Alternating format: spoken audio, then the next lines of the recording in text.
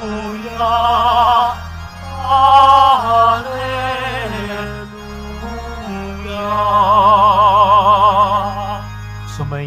ang Panginoon. At sumaiyo rin. Ang pagpapahayag ng mabuting balita ni Jesucristo ayon kay San Juan. Papuri sa iyo, Panginoon. Noong panahong yun, sinabi ni Jesus sa kanyang mga alagad, "Sinasabi ko sa inyo, tatangis kayo at magdadalamhati, ngunit magagalak ang sanlibutan. Matitigib kayo ng kalungkutan, subalit ito'y magiging kagalakan.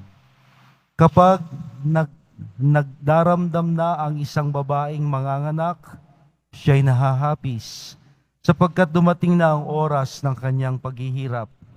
Ngunit pagkapanganak, hindi na niya naalala ang hirap. Siya'y nagagalak dahil sa ipinanganak na sa sanlibutan ang isang sanggol.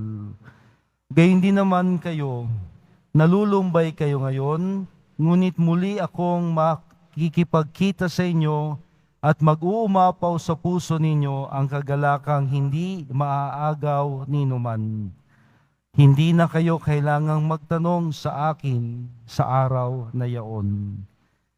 Ang mabuting balita ng ating kaligtasan. Pinupuri ka namin, Panginoong Heso Kristo. Magsiupo ang lahat. Magandang hapon pong muli sa ating lahat. Happy Easter. At marami pong salamat sa patuloy niyong pagtangkilik sa ating debosyon tuwing Biyernes dito sa Pambansang Dambana ng Poong Jesus Nazareno. Ngayon pong ngayong ika-6 na Biyernes ng Pasko ng Pagkabuhay. Malapit na pong matapos ang Easter season sa pamamagitan ng pagdiriwang ng Pentecostes.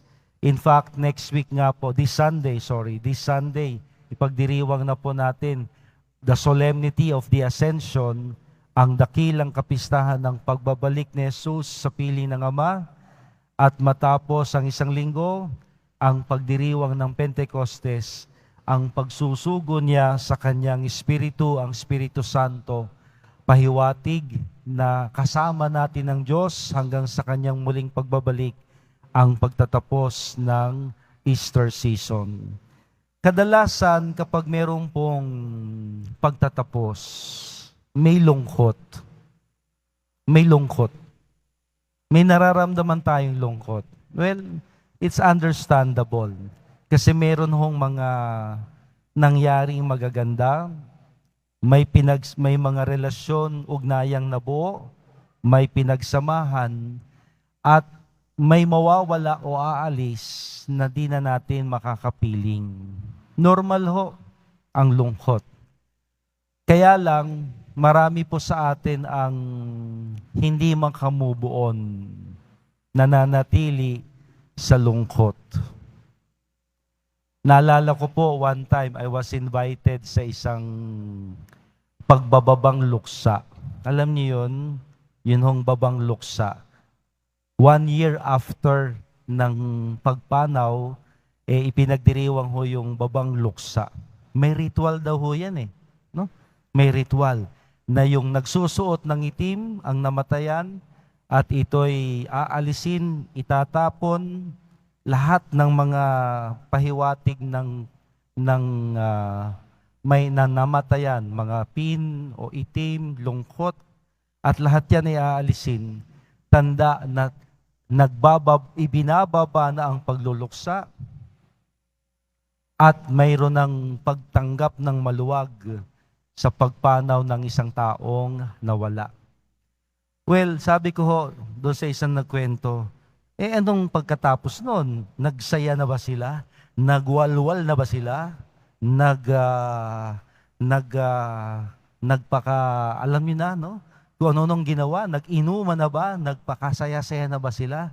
Father, hindi naman, no? Obvious na parang tuwan-tuwa sila, tapos na ang paglulungkot at pagluluksa. Hindi naman. Sakto lang, Father. Sakto lang. Now, ito ho ang nais kong bigyang pansin natin ngayong mga huling araw ng ating paggunita sa pagkabuhay ng ating Panginoon. na siya'y aalis, babalik na sa piling ng Ama, hindi upang tayo'y lubusan ng talikuran at pabayaan. Bagkus ang kanyang pag-alis, tulad ng kanyang pangako, ay para sa ating kabutihan. Na sa kanyang pag-alis, siya'y mapapasapiling na ng Ama, upang sa piling ng Ama, tayo'y kanyang ipakiusap niya, ipamagitan niya. At sa piling ng Ama, kasama ng Ama, ipadadala naman nila ang Espiritu Santo upang siyang maging kasama natin hanggang sa wakas ng panahon. Kaya kung tutusin, double happiness. Father, ano yung bigas?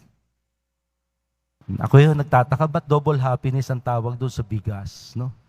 Lumaki ho ako, ang mga bigas, ordinary lang mga pangalan, pero may double happiness daw. Double happiness, Father?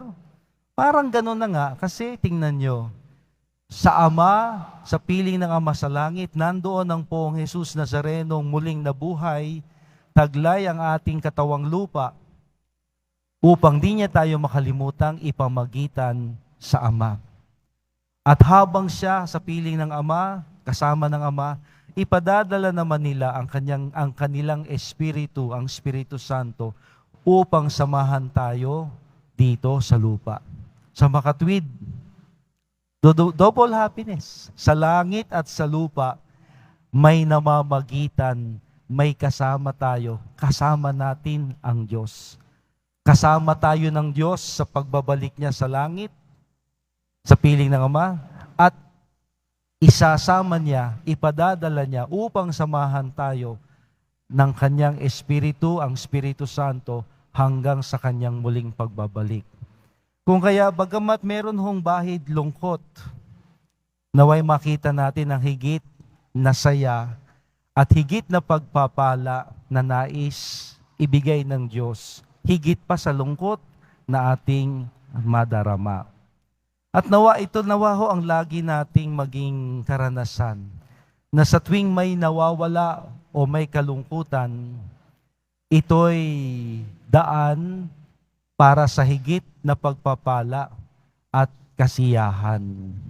In fact, that is always the logic of life. Ganyan ho ang laging paraan ng Panginoon.